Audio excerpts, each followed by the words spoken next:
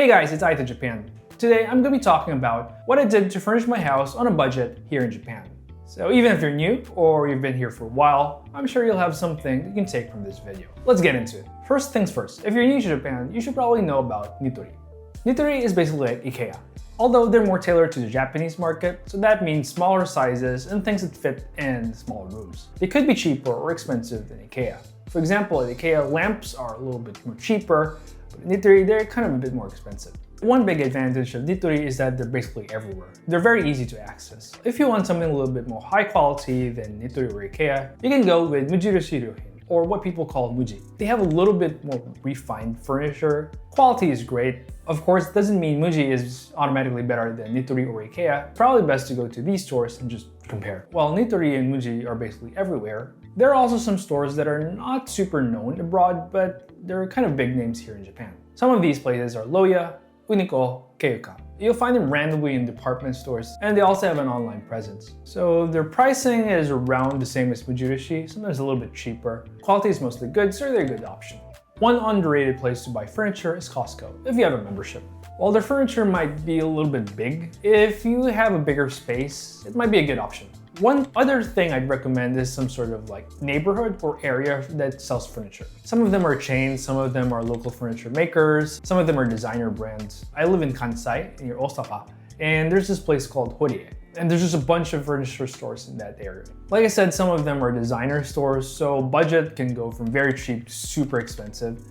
But if it's just like looking for ideas and looking for designs, it's probably a good place to walk through at least once. Lastly, you have the internet. Two biggest names in Japan are of course Amazon and Rakuten. In terms of delivery, because they're online stores, you probably have no problem. However, sometimes quality and warranties can be a little bit inconsistent. Here's one big tip. On Amazon, there are a lot of fake reviews. To get around these, you can use a site called Sakura Checker. So basically, you just paste the URL and they'll tell you if the reviews are trustworthy. So I do this for every major purchase. Unfortunately for Rakuten, they don't have the same thing, so you'll have to judge very carefully. You can also do DIY. I bought my standing desk from FlexiSpot. However, it did not come with a tabletop, so I had to get it by myself. I went to an online store called Maratoku, store for wooden products. So basically, if you want a tabletop, tell them what wood you want to use, how you want it cut, if you want varnish in it.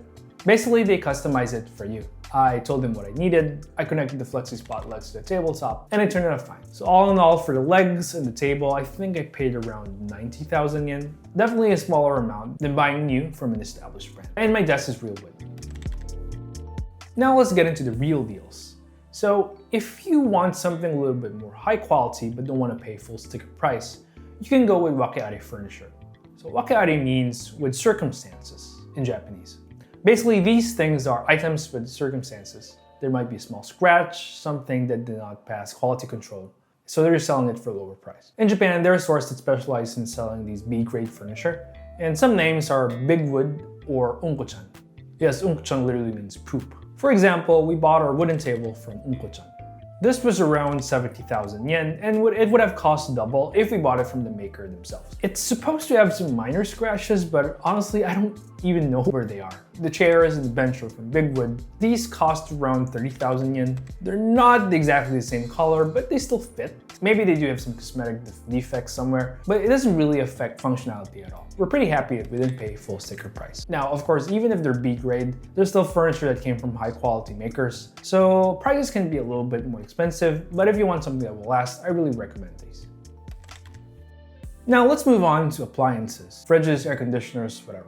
If you simply want the cheapest option, you can just get it from Amazon or Rakuten. You can also check kakaku.com, which serves as a website that compares many online stores. The only issue is that while there's no problem with delivery, installation can be sometimes complicated to arrange. When you're buying something, like an air conditioner for example, you'd probably want to look for keywords that says koji komi or something. Koji komi means installation included. If it says koji betsu, which means installation not included, you'll have to arrange your own installation or pay extra. Paying extra is fine if it's the same store, but if you have to arrange installation from another company, it gets a little bit complicated. Sometimes it's hard to get them to take responsibility for problems when they happen, so it's probably best to just get everything from one place. Now, if you want a simpler experience, a little bit more expensive, but way easier, you can just go to one of the big appliance stores, like Yodobashi Camera, Edion, or Yamada, or even Big Camera.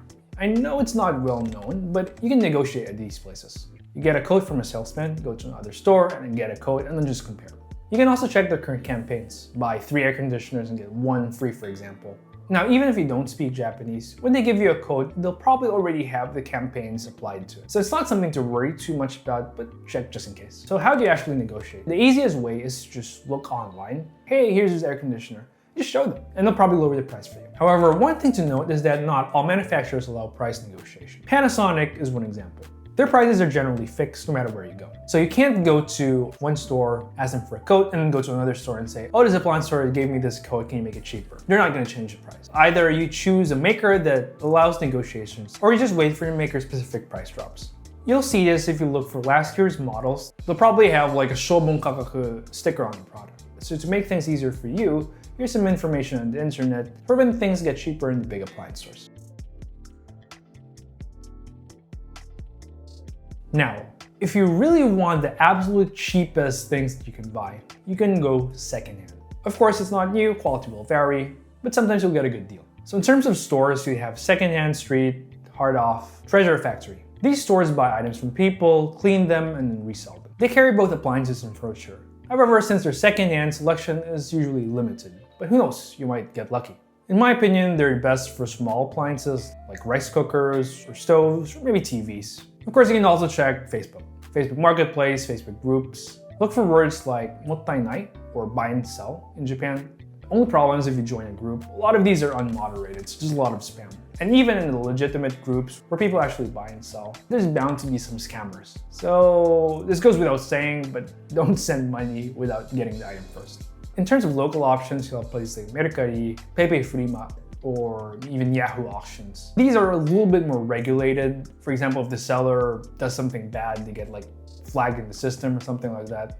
However, it might be a little bit harder to get like bigger furniture like sofas from these places. Another great option in terms of secondhand stuff is Office Busters. Office Busters sell secondhand furniture, but not from homes, but from close corporate offices. For example, you want a really good chair, but it's very expensive if you buy it new up front. You can get it from Office Busters. These prices are heavily discounted. Of course, they're not in the best condition, but they still work. Finally, there's Jimote. So this is a platform in Japan where people often give things away. Of course, there are people that sell things. Some people even do it as a business. And sometimes you'll even find furniture sets, like fridge and microwave, things that you need basically for when you move into a new apartment or a new house. Personally, I've dealt with individual sellers, and it's always been a great experience every time. It's unregulated, but most of the time people are polite and very easy to deal with compared to, say, like Facebook. I recommend it. Well, that's everything I know, everything I did when I furnished my house in Japan. We were really on a tight budget when we moved in. While we wanted to save a lot of money, we also wanted things that will last us for a longer time. I hope this video was helpful for you, and maybe if you have some suggestions, feel free to leave them in the comments below. Thank you again, and see you in the next video.